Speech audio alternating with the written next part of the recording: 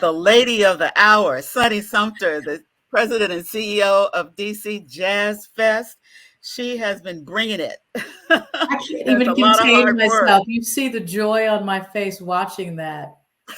I know. And me too, because I was like, oh my God, I think I went to all those. I saw so many artists that I covered. It wasn't just enjoying the music. I actually wrote articles about them. So it was a wonderful activity, and we're happy to have you with us because the main event, there have been a lot of other events going around with DC Jazz Fest, as Aaron and I were talking about. It's a year-round love of jazz, but the main event, which a lot of people know that happens around Labor Day, is just a couple of weeks away. So why don't you give us a little bit of a hint of what we might be able to expect?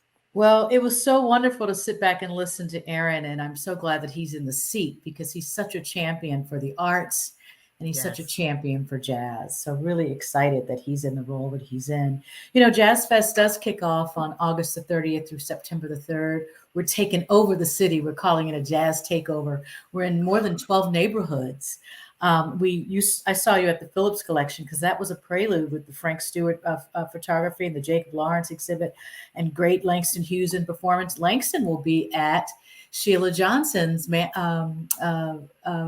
hotel, I saw Salamander, that. DC. He's going to be Yes. Jazz at the Garden there. So that's an exciting concert that we're doing with Langston, bringing him back. He's so amazing. Talent out of Howard University. HU, I'm a proud HU alum. But we're doing some fantastic things. I mean, I could run through so much. I think to Aaron's point early on, and you mentioned this, it is cross generational. So much diversity, so much inclusion. Everybody is welcome to the party. So we're kicking things off actually opening night at the House of Sweden with the String Queens, and also with the Icelandic pianist Suna Gutlags. But we're also same day, Ayodele Owolabi is going to be at the Millennium Stage doing her incredible set on Wednesday the 30th.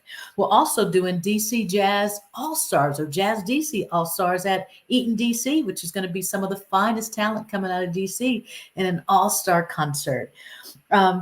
Just talking about moving on to the 31st, we're uptown at Parks at Walter Reed, and we've got Alex Hamburger and her amazing flute sounds with Jose Luis Martin bringing that incredible Latin jazz to that neighborhood. George V. Johnson's going to be at Millennium Stage on that same day on the 31st. And then Corcoran's coming at Tacoma Station with Marquise Hill doing some fantastic jazz there. So look at all those neighborhoods so far, and I haven't even gotten halfway through. It's so much that's going on, and I just had a chance last month to go to a concert up at over at the historic Walter Reed area. That's right down the street from where I live. Cochran Holt, is that who you were referencing? Mhm. Cochran is a longtime family friend, so it's good to see how he has developed his career. And there are just so many wonderful people. You mentioned Langston Hughes II. I've covered him a couple of times with what he's been doing. He's a lovely and a powerful sax player. He's just powerful. Yes, I he has love been the handed the baton, and he is doing yes, so good. yes. And I love that there is a mix of yes, we've got jazz talent here in DC because when you people talk about jazz and DC, they easily reference Duke Ellington, but they don't know the breadth and the depth of the talent that we have always had here and that history. But we're bringing in folks from around the world We that are. are coming into our town because DC is an international city. So we need to make sure that we have an international jazz presence here. Talk about that. Oh, and the crowds just keep getting larger and larger. Like everyone, um, things were kind of put on hold with the pandemic, but it feels like DC Jazz Fest has come back stronger than ever. What is that I like? think it's because we didn't slow down during the pandemic because we knew that we could be a catalyst for people to enrich their lives during such a challenging period. So when we did the virtual festival, we had over 200,000 people from around the world. We were number 3 on Polestar. We had never gotten on Polestar. on any Wow. list, rather alone number three. So I've really said a lot Who's to us that people are hungry for jazz. And the fact that jazz has such a big umbrella that you can live under. So there's all kinds of ways that you can celebrate this great music with your own style. That we you're right, it has become an international brand. And as I mentioned, we are partnering with the Embassy of Iceland to bring pianist Suna Gutlags on our first night. But we also have Ludovica Brutone, who's from France, that's bringing her violin, beautiful sound. I was just listening to her record the other day. She's yes. to the Wharf, which is DC Jazz Fest at the Wharf is September 2nd and 3rd. That's an all-star lineup. Can I just walk through that? I know we're talking international, but can I? No, go please. Go Yes. ahead. We want to entice people with all the good stuff they're going to get. So, it's so fantastic with that particular event because it is 2 days. We're going to start off with Gregory Porter the night before at DC Jazz Fest at the Anthem. And if you haven't bought your tickets, listening audience, get it because that show is selling out. And the String Queens are actually coming back to open for Gregory as well for that. So I think what is particularly unique about that is that we're going to make sure that we has his own coveted audience for that. So then people then come the next day for celebration all day long. We're going to kick off for our young families that have young children. Bring your children and get involved in a program called DC Jazz Bops that Heidi Martin leads. That's going to be in the Meet the Artist tent. We're going to have instruments that they can play, and we're going to do storytelling with Ella Fitzgerald and Louis Armstrong books, and it's so much fun. They get to jump around. It's really a fun opportunity to engage our families. And then we just started from there. I mean, look, Kenny Garrett is that weekend. And these are all NEA jazz masters. Kenny Garrett, Yes. Charles Lloyd, Terry Lynn Carrington, Dave Holland, Samara Joy. We know she just made us so excited by winning the New Artist Award for the Grammys. She is so authentically jazz that we're so glad. And every, that show, everybody's really calling like 5 times as many as anybody else. People, and I think it's that young audience that we referenced earlier. They're coming out. We looked and people are coming at starting at age 13, and in the 20s there's going to be a line around the block to buy her CD, and she's actually bringing some vinyl. In Oh, addition, that's Big Chief. great. Yes, Big Chief Donald Harrison. We know him from New Orleans. He likes to wear his Mardi Gras outfits, and we're looking forward to him bringing in second line with him. Arturo Farrell and the Afro Latin Jazz Ensembles bringing some salsa to the party. So that's going to be fantastic. Everybody that I talk to loves this Cuban pianist named Omar Sosa. Omar is absolutely brilliant and just electric. If you don't know him, come and get to know him. You will just fall in love. Our artist in residence, Orrin Evans, is bringing his ensemble to play, and that's going to feature Cy Smith. And a lot of people may know Cy because she's from DC. Warren Wolf is going to be at Union Stage. He's from B-More. Vinny Valentino, who I went to school with, I went to school, we both went to Howard together. Vinny is bringing his group. It's going to feature Federico Pena, Dennis Chambers, and Marshall Keys. So that's going to be pretty fantastic. The winner of last year's Jazz Prix, Julietta, she's going to be upset that I am messing her name up. Eugenia Trio is going to be performing. Then we've got Lee Pilsner, DC Zone. We've got Mark Meadows, DC Zone. Verano, DC Zone. Burkhead, that's from Baltimore. Etienne Charles, who I know you love. I interviewed him last year, and I did not know how world famous he was. So now I know. I really feel honored that I had a chance to talk with him last year. Well, Etienne is going to bring his Trinidadian Creole soul set. So it's going to be a lot of dancing, a lot of festive music. So excited that he's coming. And then we've got ASCAP Foundation is presenting the winner of their composers competition, which is a guy by the name of Chase Elota, and his group is called Perennials.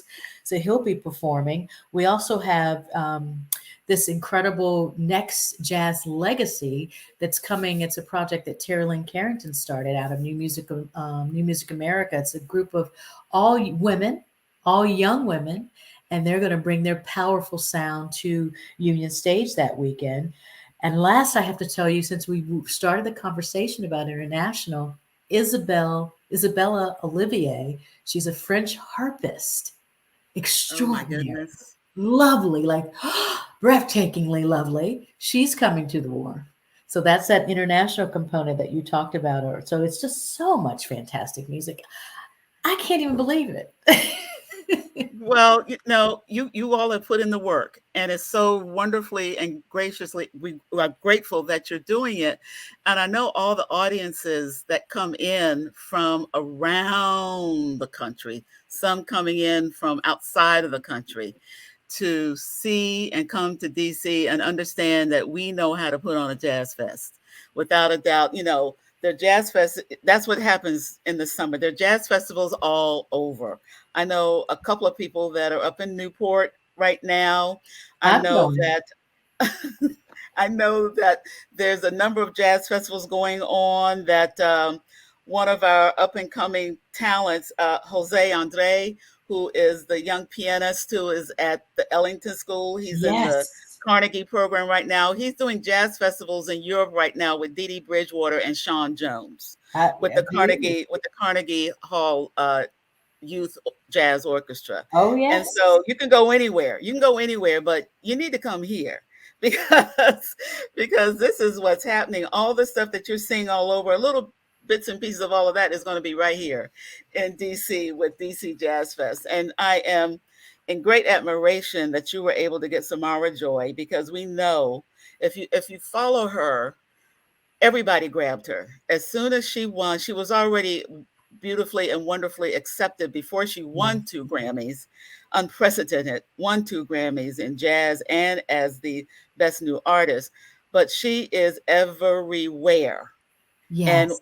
when I saw her being put on the bill, I said, I was so happy that you all were able to get her. Those who know her, about her, listen to her, follow her, know that she has a voice that is unparalleled right now, which means, and she's what, 23 or 20, she's very young. And, that means there's a Yes. lot of growth happening That's there. right. And we don't forget about Aaron. I think you just have a couple more minutes. We probably want to bring Yeah, we're him. bringing Aaron. Here's Aaron back with us. And Aaron's Yeah. in right on time because Aaron is hosting, as he's done every year, the DC Jazz Prix, which is our international band competition. Aaron hosted unlike any other. And we're excited that we're in our 8th year of the Prix, Wow. which Yeah, it's was a wild. $15,000 prize to the winner. So, And you Aaron, get to And, thank meet some you for being a fantastic part of that. artists.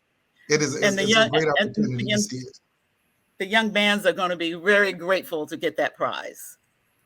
Oh yes. Oh yes. But I think and it also is a good chance for the audience to learn of new artists. I mean, these Yeah. artists, I'm hoping that throughout the country we can move away from saying local artists to like DC based artists, Baltimore based, regional based artists, because our artistry really is worldwide. I Yes, mean, it is. I remember when I was on tour and I was in Russia on tour and I ended my show and went across town and ran into Elijah Jamal Ballbed, where and Sam Prather, or you're in the in Vienna in the airport, you run into Warren Wolf. Like, come on, like that kind of those types of art. The DC, the artistry that's here is really world class, world renowned, world known, and the DC Jazz Festival, in my opinion, gets it right. By bringing world class talent right here and presenting it as such, and it really does help the artists. And I can speak personally from that, I would say. That's right. Can I offer a code just for Washington Informer listeners? Real quick. Oh, yes, ma'am. Real quick. Oh, So this for is those real of you special. listening, it's a comp code for you. Write it down. It's WIN as in Washington Informer Network, WINSAT or WINSUN. If you use that code when you go online for tickets, put that code in, you will get free general admission tickets to DC Jazz Fest at the Wharf on September 2nd or September 3rd. Oh my goodness, for the Saturday or Sunday concerts. You folks, you heard it here. Okay, now this is why you need to listen to Win TV because you just got a discount for DC Jazz Fest. You can't get it anywhere else. Sonny, thank you so much. And we will make sure that this airs again and that we push this out there because we want some butts in the seats you know. Absolutely. And, our festival is made possible through the DC Commission on the Arts and Humanity. What an incredible job that they do to lift organizations like DC Jazz Festival up. So I cannot thank Aaron enough for sitting in the chair right now and really helping to broaden the arts and cultural community and to really make the case for us being an economic driver. So thank you, Aaron.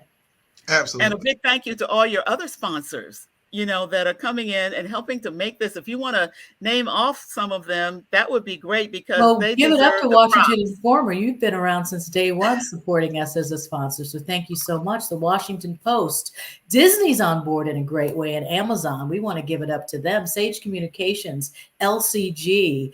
Oh my goodness, I could list them all. Events Um, DC. Events DC, and let me just stop and say, Events DC is at the top of the list of sponsors that not only supports the wharf, but it supports all of our events. So we want to give it up to Events DC, to Destination DC for all of the great sponsorship work that they do. They're really our partners. They're really our stakeholders in the work that we do.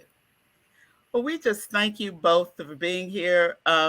If our audience has not been tuned in to what's happening with DC Jazz Fest, I know you're excited now, and you'll want to use those discount codes so that you can be a part of all the fun that's going to be happening all over town for DC Jazz Fest. It's the 19th DC Jazz Fest here in my hometown, Washington, D.C. So I'm excited to And be a part of it. Yes, Aaron. one thing I will say, I was honored to be able to watch Samara Joy get that Grammy, both of them, in person at the Grammys this year. At Grammys. And I tell you, I think I've sat in that audience before, but I've never seen so many people from across the genres and across the spectrum rooting for a person so much as the entire, Staples Center was rooting for Samara Joy. They were rooting for jazz. So jazz is far from dead, honey. We are living proof that we are thriving. This is a thriving industry that is across the generations. So I'm looking forward to seeing what this year's Jazz Fest is going to do. And I'm looking forward to supporting more organizations, just like DC Jazz Festival here from the commission. Jazz is in great hands, folks. Don't let anybody tell you anything different. Baby. And we thank you. We thank you. And that's my phone ringing. So that means we really have to wrap up. So so thank you. I want to thank Sonny Sumter, the president and CEO of DC Jazz Fest. I want to thank Aaron Myers from the executive director of the DC Commission on Arts and Humanities, a DC Jazz Fest sponsor.